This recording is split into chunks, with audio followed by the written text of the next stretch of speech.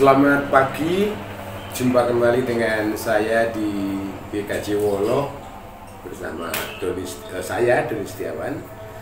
Hari ini Rabu 4 Juni 2025.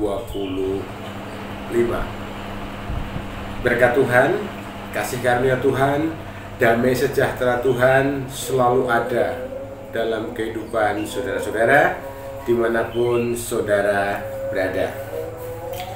Saudara-saudara yang dikasihi, yang diberkati oleh Tuhan yang Maha Kuasa, kalau saudara boleh tersapa, terakses channel ini, artinya berkat Tuhan senantiasa ada dalam kehidupan saudara. Artinya saudara sedang mengalami mujizat. Selalu saya berdoa supaya siapapun yang terakses channel ini boleh atau bahkan terus mengalami berkat Tuhan, mengalami keberlimpahan, mengalami damai sejahtera, dan itu kemudian dibagikan. Maka terima kasih untuk saudara-saudara yang telah berkenan terus mendukung, mendoakan, mensupport supaya channel ini terus berkembang dan semakin bermanfaat. Saudara-saudara, hari ini saya hendak mengajak saudara-saudara untuk berefleksi, berkontemplasi, merenung tentang sabda Tuhan yang kali ini saya akan berangkat atau mendasari dari Injil Lukas 9 ayat 18 sampai 27. Seperti biasa, silahkan saudara-saudara membacanya. Nanti mengalami pengalaman yang semakin kaya. Saya akan mengajak saudara-saudara untuk bersaat teduh atau bersiap dalam beberapa detik. Kemudian saya akan mulai merefleksikan. Mari kita bersaat teduh sekitar 10 sampai 15 detik.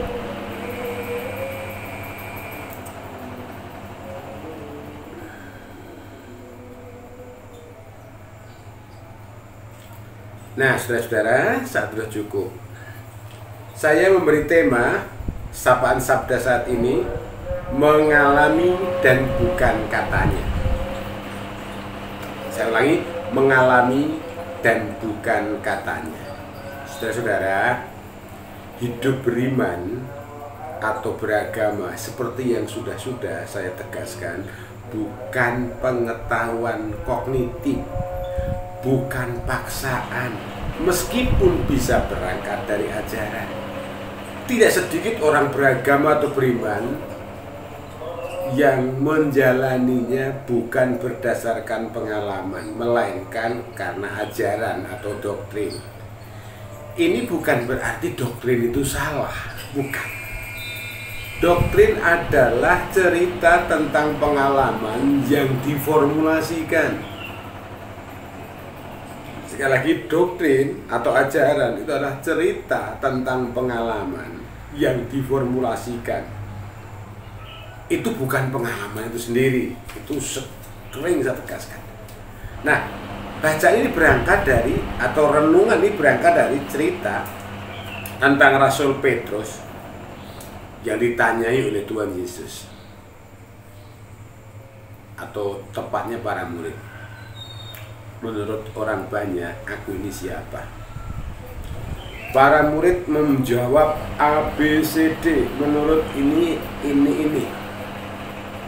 Tuhan tidak menyalahkan, karena memang orang tahu tentang dia, bisa jadi karena kata orang. Lalu kemudian pertanyaan berikutnya sangat menusuk. Lalu menurut kamu sendiri siapa?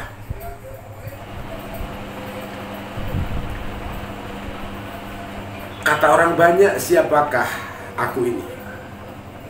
Oh ini. Lalu kemudian menurut kamu siapakah aku ini? Justru kemudian Petrus menjawab, Mesias dari Allah. Nah, saudara-saudara, apa yang disampaikan Tuhan Yesus pada waktu itu baik untuk juga kita refleksikan kepada diri kita. Mau tidak mau, terima tidak terima, kita mengenal iman, mengenal agama, mengenal Tuhan Yesus bukan dari pengalaman langsung, tapi katanya, kata orang tua saya, kata guru Injil saya, kata guru kateksis saya, kata pendeta saya, iman itu seperti ini. Dan itu jamak terjadi. Sekali lagi, kata orang tua saya, kata mbah saya, kata pendeta saya, kata guru Injil saya, kata guru kateksis saya, Tuhan Yesus itu seperti ini. Dan seringkali kita juga tidak diberi ruang untuk mengalami atau menceritakan pengalaman itu. Terima atau tidak terima, saudara-saudara perhatikan dalam persekutuan-persekutuan. Kebanyakan adalah penggelontoran ajaran bersumber pada satu pihak, contohnya kepada pendeta. Semua yang dikatakan pendeta seolah-olah maha benar, padahal tidak. Sekali lagi, Tuhan Yesus juga bertanya kepada kita, menurutmu aku ini siapa? Itu menurutmu, tidak ada definisi. Gambarnya seperti ini, saudara-saudara. Menurutmu makanan yang sudah kau makan itu seperti apa? Ya kalau enak bilang enak, kalau pahit bilang pahit, kalau nggak enak bilang nggak enak. Nggak bisa, itu seragam. A mengatakan enak, B mengatakan tidak enak, C sangat tidak enak, tapi D sangat enak sekali. Dan itu valid. Maka sekali lagi tekanan saya adalah mari beriman dengan sederhana, dengan mengalami, bukan katanya. Katanya adalah cerita tentang pengalaman iman. Katanya itu bukan iman. Jadi kalau ada ajaran, ada renungan, bahkan renungan ini pun adalah pengalaman saya. Sering kali orang bertanya, siapakah Tuhan Yesus? Oh, kata ini. Dan kemudian saya menggumuli, oh, menurutku dia adalah sang sempurna yang menyatu dalam kemanusiaan. Apakah kemudian salah atau benar? Pengalaman itu tidak ada yang salah, tidak ada yang benar. Tegas ya, pengalaman itu tidak ada yang tegas dan benar. Tetapi kalau katanya bisa salah, bisa benar. Oleh karena itu mari kita beriman dengan asli, original. Dan itu hanya bisa dilakukan dengan mengalami pemeliharaan Tuhan. Sepanjang malam kita tidur, kita dijagai dengan caranya. Seluruh organ tubuh kita tetap bekerja. Pembuluh darah bekerja, paru-paru bekerja, jantung bekerja, nafas hidung bekerja, semuanya bekerja. Pencernaan semuanya bekerja. Nah, bagi saya itulah cara Tuhan memelihara, merawat, menjaga. Bagi saya, Tuhan itu memelihara saya. Ketika saya harus bernapas, udara saya harus makan, ada yang menjadi petani, menyiapkan beras, ada yang mendapat, dan lain sebagainya. Itu yang saya alami. Oleh karena itu, dorongan saya di Sapaan Sabda ini, mari kita beriman dengan asli, yaitu dengan cara mengalami dan bukan katanya. Ini tidak berarti katanya itu salah, itu sebagai referensi. Tapi referensi itu bukan yang kita rasakan. Memang seperti yang kemarin saya sampaikan, semuanya sering terjadi resonansi. Ketika dia sedih, resonansinya sampai ke sini lalu ikut bersedih. Tapi yang saya rasakan sedih pasti beda dengan dia atau siapapun. Itu resonansi. Nah, yang kita ungkapkan adalah yang kita alami. Biarlah ajaran, biarlah doktrin, biarlah peraturan gereja atau agama itu menjadi referensi.